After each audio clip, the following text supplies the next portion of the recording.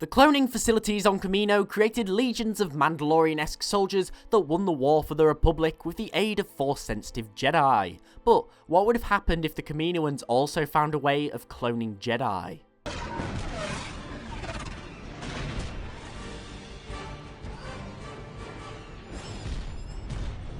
There's a lot of surface fire. They ain't got nothing we can't handle, sir.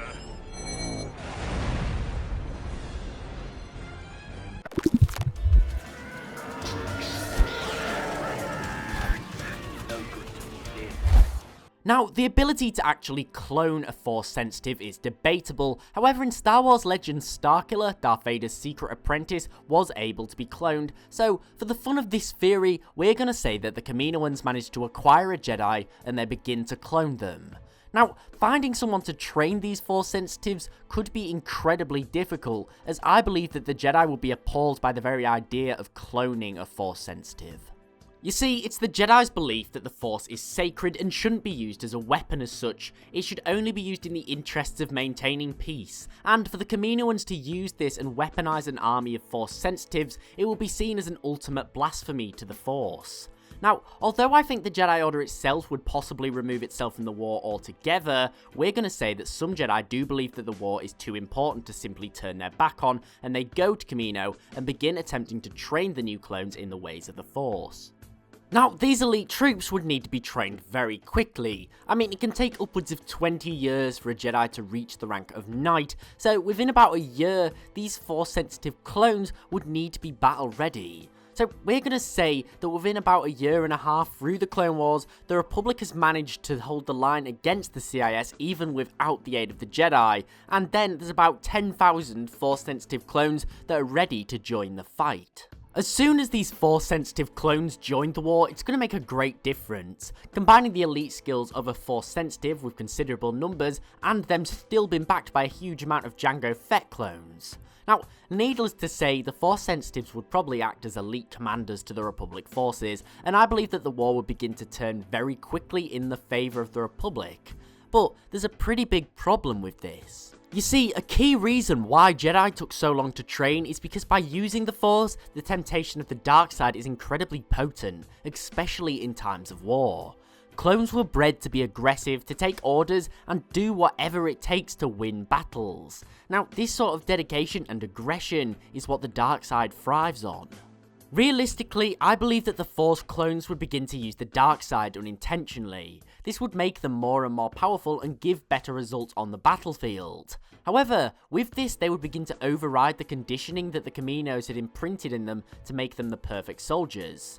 And I believe that they would begin to plan a coup to end their slavery and overthrow the Republic and separatists, taking the galaxy for themselves.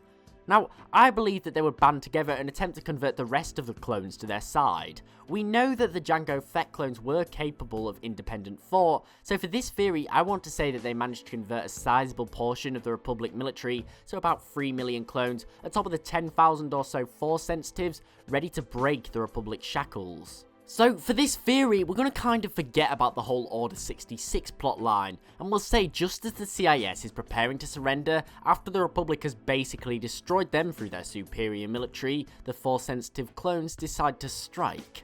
Now, a clone rebellion, even if it was only half of the soldiers, would bring the Republic to its knees. The clones are responsible for almost everything important, protecting senators, piloting space cruisers, policing worlds. Essentially, within hours of the rebellion beginning, much of the Republic's infrastructure and hierarchy would be in turmoil, and the clones would have won their freedom. However, this doesn't end here. Remember the Force-sensitive clones who started using the dark side? Well, the wannabe Sith would not simply stop at freeing their people. It's likely that the dark side clones would want revenge, and for this reason I believe that they would carry out massacres on the core worlds as well as all the key separatist ones. This would send a terrifying message to the residents of the galaxy. As well as this, they'd likely occupy and destroy any and all military strongpoints, including the Jedi. This ensures that there's nothing that can rise up to oppose them. But what would they do from here? Well, Sith seek power, and I see no reason why the clone Force users wouldn't do the same.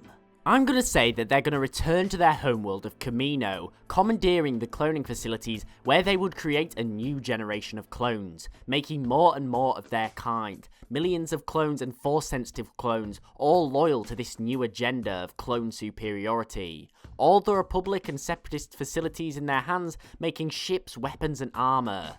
Essentially, I believe that the clones would become more like Warlords. I highly doubt that they'd have much interest in ruling over the galaxy that they'd plunged into chaos. Instead, they would pillage worlds and taking whatever they needed, supplies, slaves, whatever took their fancy. However, although this seems like a terrifying prospect, it could get a lot worse.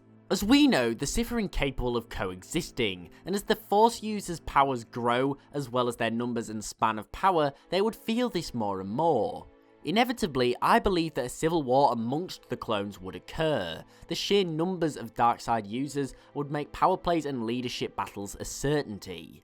I believe that all of the clones would likely separate into different clans that would end up fighting one another for control over vital assets, keyly the Camino centers. Now, this can go one of two ways. Either one Darkside clone manages to assert control over the others and make himself the de facto emperor of the galaxy, creating a legacy of terror. The citizens of the galaxy would live in fear as the clones become the apex species in the galaxy, butchering anything in their path, taking whatever they want. Or two, the clones destroy all their assets, including the cloning facilities, which if not repaired, the clones would become extinct within decades of their takeover. The galaxy would have to repair the fractured galaxy and relationships. It could be well over a millennia before the people of the galaxy would be able to go back to the peaceful republic that they knew before. But what do you think would happen if the Kaminoans dabbled in Force-sensitive cloning, and do you think that it would be this destructive? Thanks for watching, I hope you enjoyed. If so, please remember to like and sub, as it's always appreciated and really helps the channel grow. Also, don't forget to follow me on Twitter at TheLoreGuy for regular updates. Thanks for watching, I hope you enjoyed, and I'll see you next time.